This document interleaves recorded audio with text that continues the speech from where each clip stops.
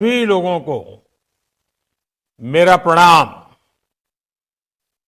उत्तराखंड के स्थापना दिवस की आप सभी को बहुत बहुत बधाई। आज से ही उत्तराखंड के रजत जयंती वर्ष का शुभारंभ हो रहा है। यानी हमारा उत्तराखंड अपने 25वें वर्ष में प्रवेश कर रहा है।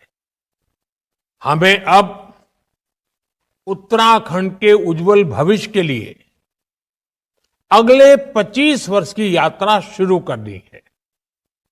इसमें एक सुखद संयोग भी है।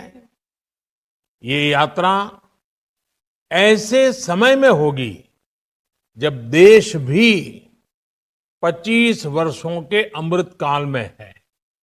यानी विकसित भारत के लिए विकसित उत्तराखंड देश इस संकल्प को इसी कालखंड में पूरा होते देखेगा। मुझे खुशी है कि उत्तराखंड के आप लोग आने वाले 25 वर्षों के संकल्पों के साथ पूरे राज्य में अलग अलग कार्यक्रम कर रहे हैं। इन कार्यक्रमों के जरिए उत्तराखंड के गौरव का प्रसार भी होगा और विकसित उत्तराखंड के लक्ष्य की भी हर प्रदेशवासी तक बात पहुंचेगी। मैं आप सभी को इस महत्वपूर्ण अवसर पर और ये महत्वपूर्ण संकल्प के लिए अपनी शुभकामनाएं देता हूं। अभी 2 दिन पहले ही प्रवासी उत्तराखंड सम्मेलन का भी सफल आयोजन हुआ है। मुझे विश्वास है हमारे प्रवासी उत्तराखंड वासी राज्य की विकास यात्रा में ऐसे ही बड़ी भूमिका निभाते रहेंगे।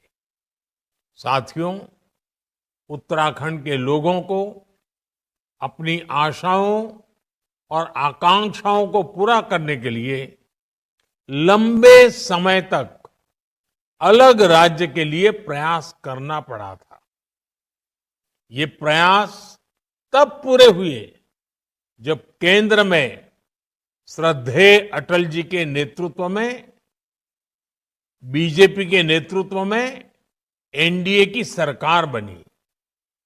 मुझे खुशी है कि जिस सपने के साथ उत्तराखंड का गठन हुआ था वो हम सब साकार होते देख रहे हैं। देवभूमि उत्तराखंड ने हम सभी को, भाजपा को हमेशा खूब सारा प्यार दिया है, अपनत्व दिया है।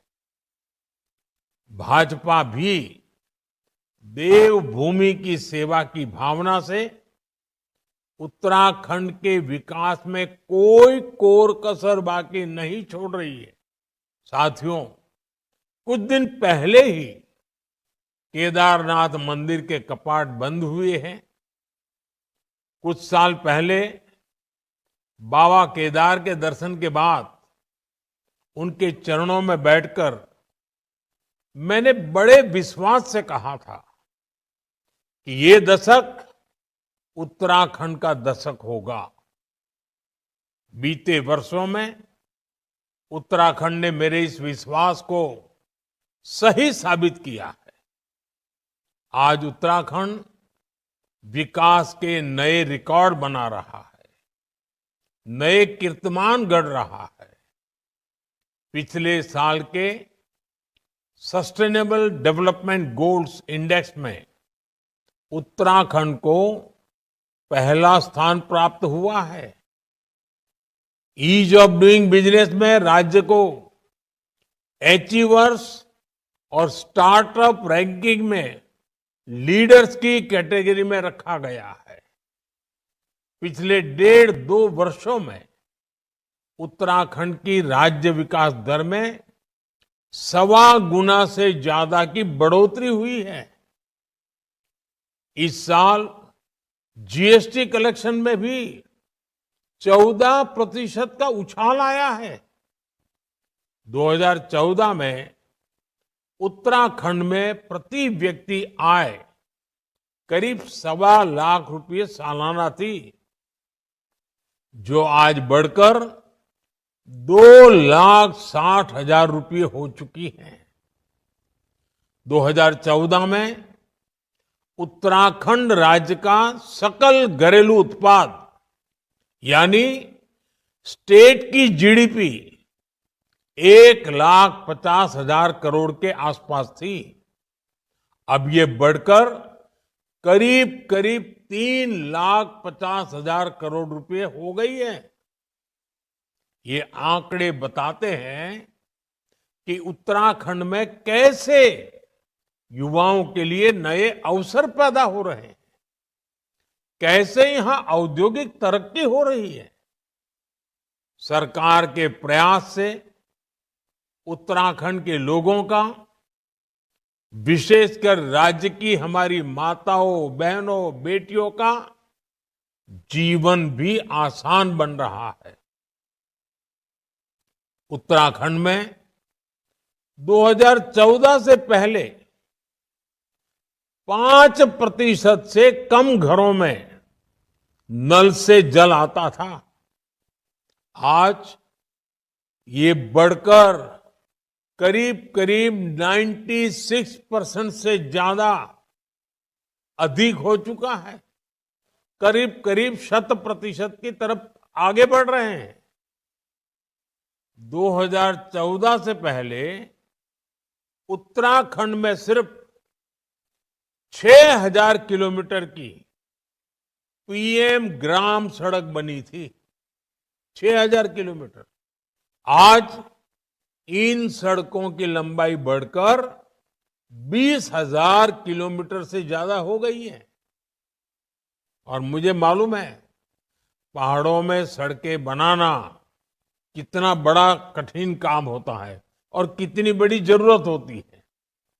उत्तराखंड में लाखों शौचालयों का निर्माण करके, हर घर बिजली पहुंचाकर, उज्ज्वला योजना के तहत लाखों गैस कनेक्शन देकर, आयुष्मान योजना के तहत मुफ्त इलाज की सुविधा देकर हमारी सरकार हर वर्ग, हर आयु के लोगों की साथी बनकर काम कर रही है।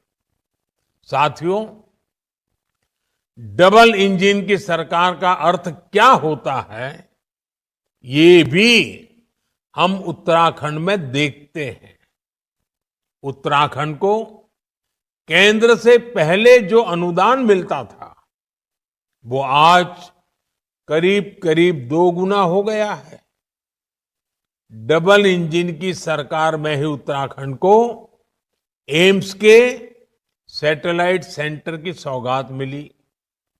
इसी दौरान देश का पहला drone application research centre Dehradun में खोला गया।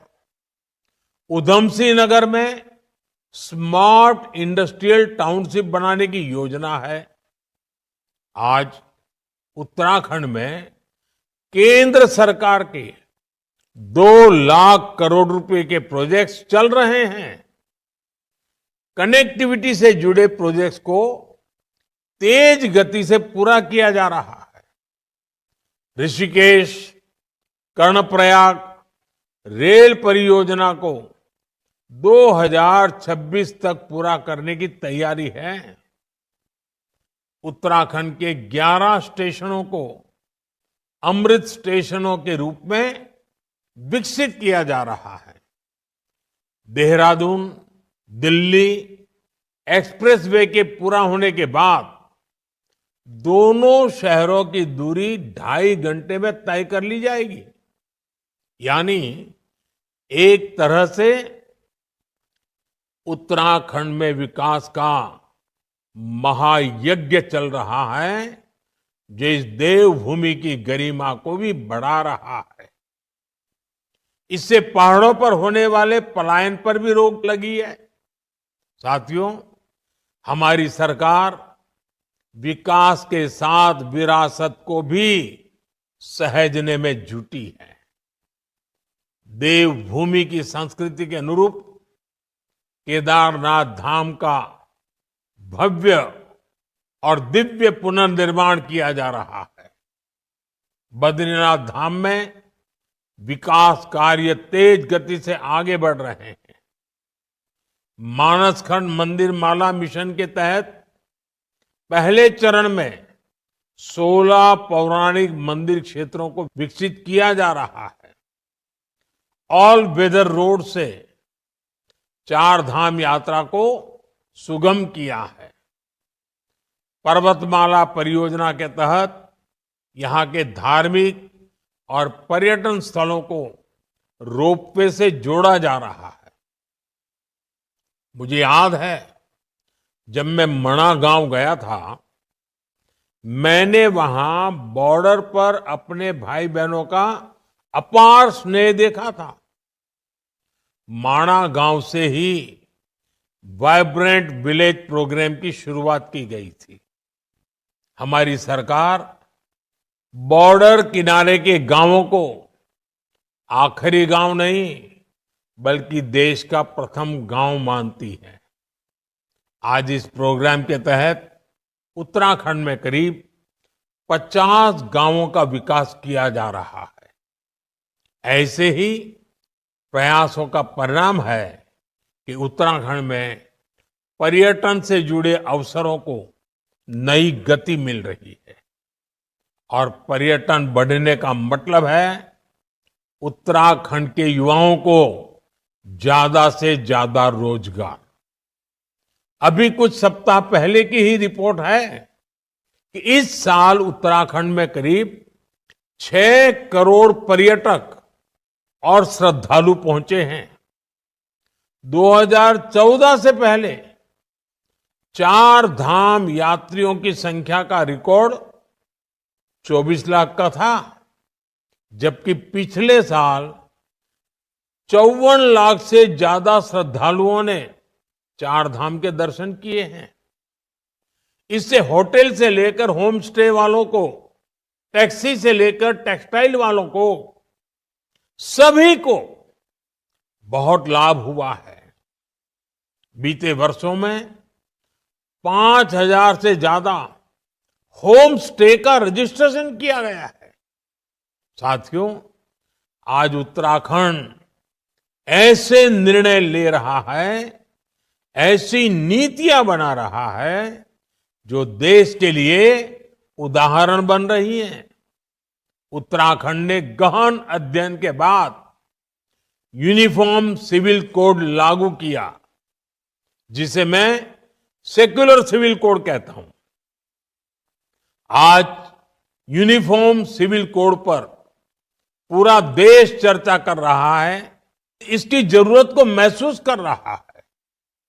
उत्तराखंड सरकार ने प्रदेश के युवाओं का भविष्य सुरक्षित करने के लिए नकल विरोधी कानून लागू किया।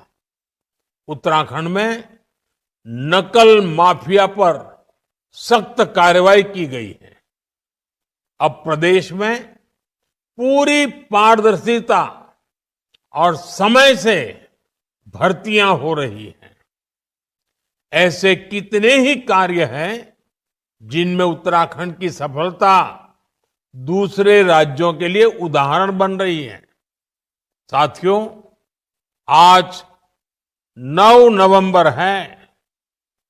9 का अंक बहुत ही शुभ माना जाता है, शक्ति का प्रतीक होता है। आज मैं आपसे और उत्तराखंड आने वाले यात्रियों, श्रद्धालुओं से 9 आग्रह करना चाहता हूं। 5 आग्रह उत्तराखंड के लोगों से और 4 आग्रह यात्रियों, श्रद्धालुओं से। साथियों, आपकी बोलियां काफी समृद्ध है। गढ़वाली, कुमाऊनी, जौनसारी ऐसी बोलियों का संरक्षण बहुत जरूरी है। मेरा पहला आग्रह है कि उत्तराखंड के लोग अपनी आने वाली पीढ़ियों को जरूर ये बोलियां सिखाएं।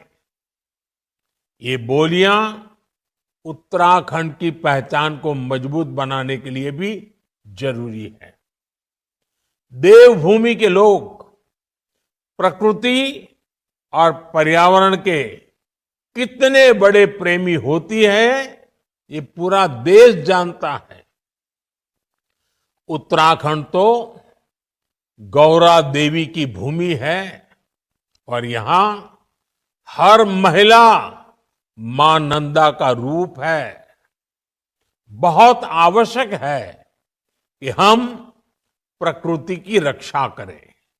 इसलिए मेरा दूसरा आग्रह है, एक पेड़ मां के नाम। हर किसी ने इस आंदोलन को आगे बढ़ाना है। आजकल आप देख रहे हैं, देश भर में ये अभियान तेज गति से चल रहा है।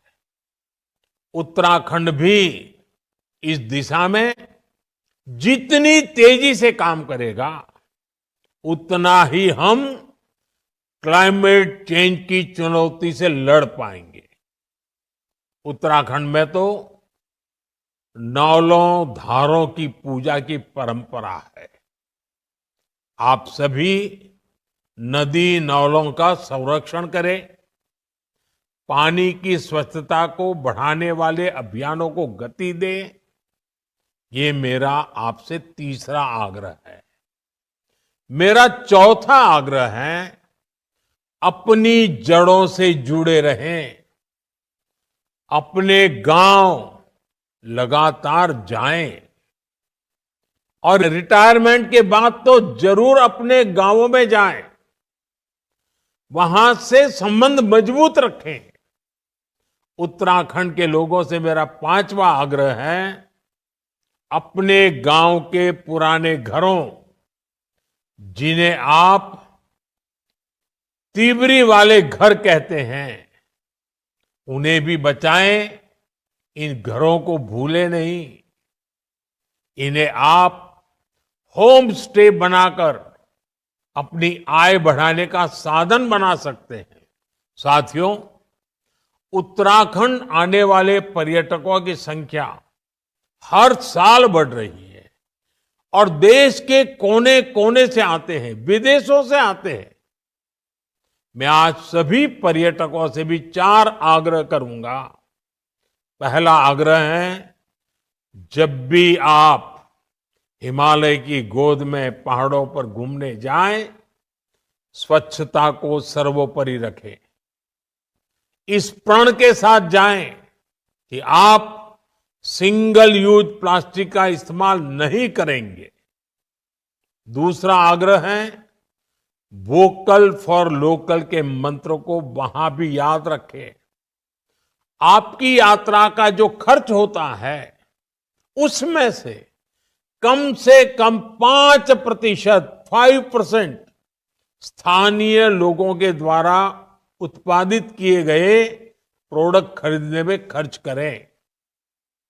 तीसरा आग्रह है, पहाड़ पर जाएं तो वहां के ट्रैफिक नियमों का जरूर ध्यान रखें। सावधान रहें। हर किसी का जीवन अमूल्य है।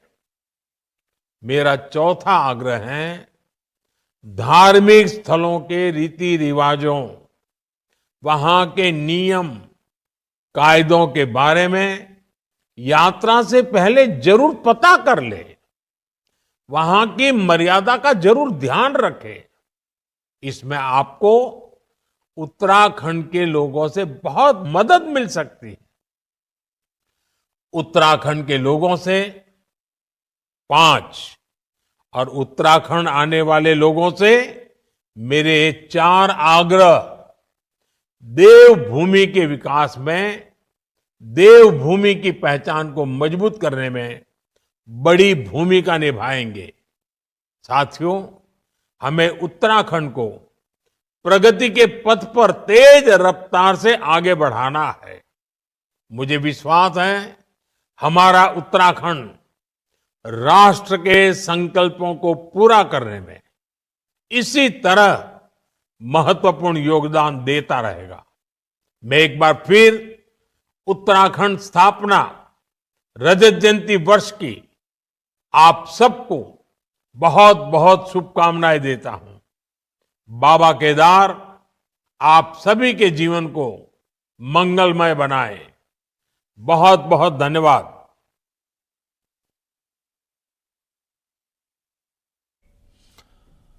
तो प्रधानमंत्री नरेंद्र मोदी को आप सुन रहे थे। उत्तराखंड के राज्य स्थापना दिवस के मौके पर प्रधानमंत्री का संदेश वहां पर सुनाया गया। तमाम लोगों को प्रधानमंत्री ने उत्तराखंड के विकास की बात कही और यह भी कहा कि उत्तराखंड नए कीर्तिमान गढ़ रहा है।